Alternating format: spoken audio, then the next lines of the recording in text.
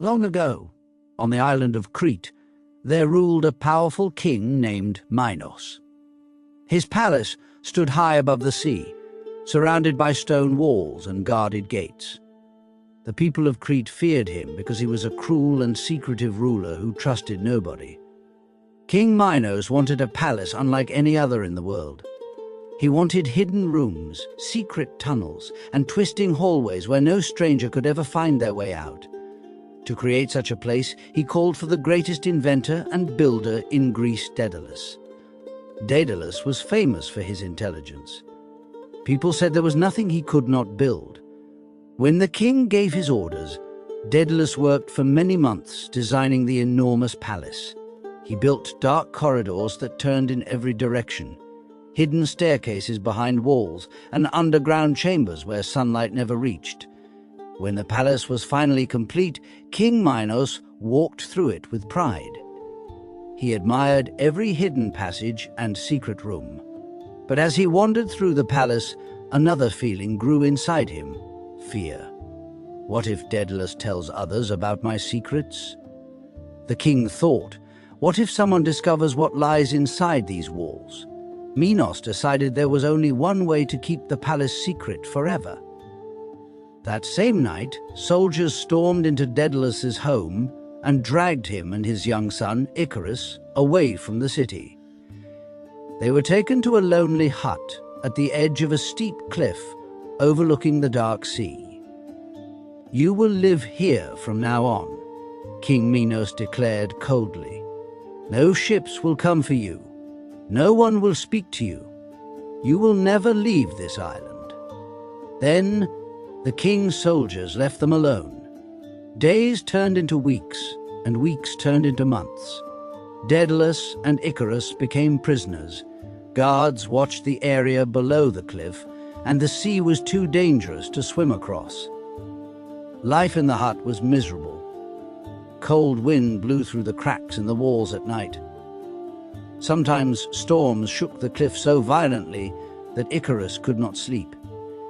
He missed his friends, his home, and the life he once had. Daedalus suffered too, but he hid his pain from his son.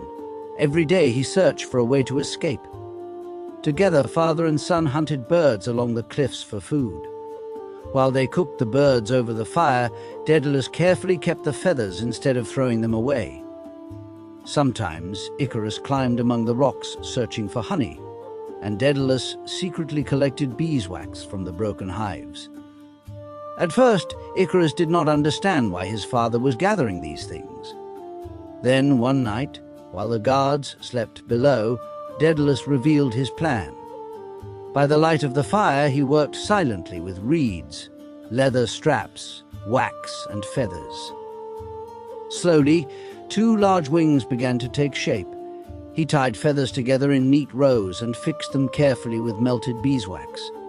Night after night he continued working until finally the wings were complete.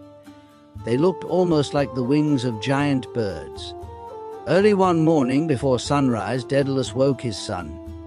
"It is time," he whispered.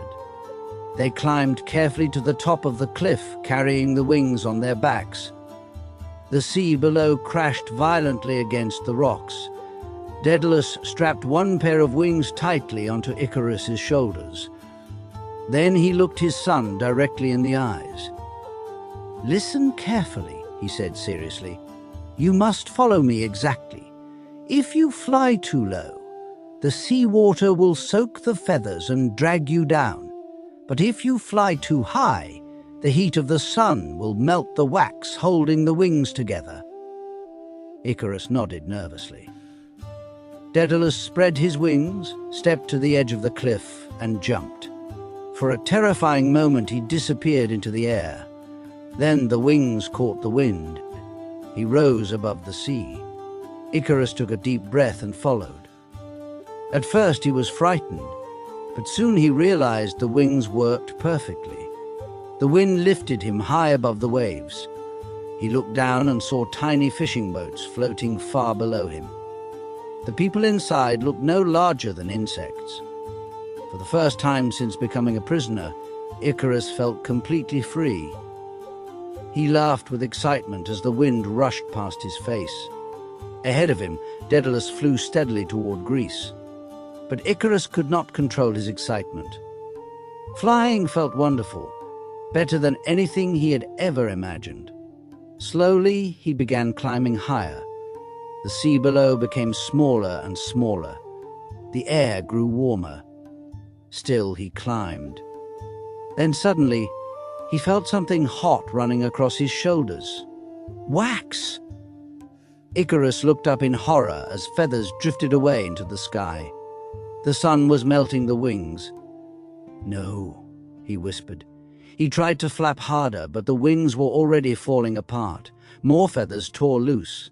The leather straps slipped from his shoulders. Panic filled him. "Father!" he screamed. Daedalus turned around instantly. What he saw filled him with terror. Icarus was falling. Feathers scattered around him as he dropped through the sky toward the dark sea below. "My son!" Daedalus cried, trying desperately to reach him. But he was too far away. Icarus fell faster and faster until finally he disappeared into the crashing waves beneath him. Then there was silence. Daedalus circled helplessly above the water, calling his son's name again and again. But the sea gave no answer. Heartbroken and alone, Daedalus continued flying until he finally reached Sicily. There he built a temple in memory of Icarus, the son he could not save. And for the rest of his life, Daedalus never forgot the terrible sight of feathers falling from the sky.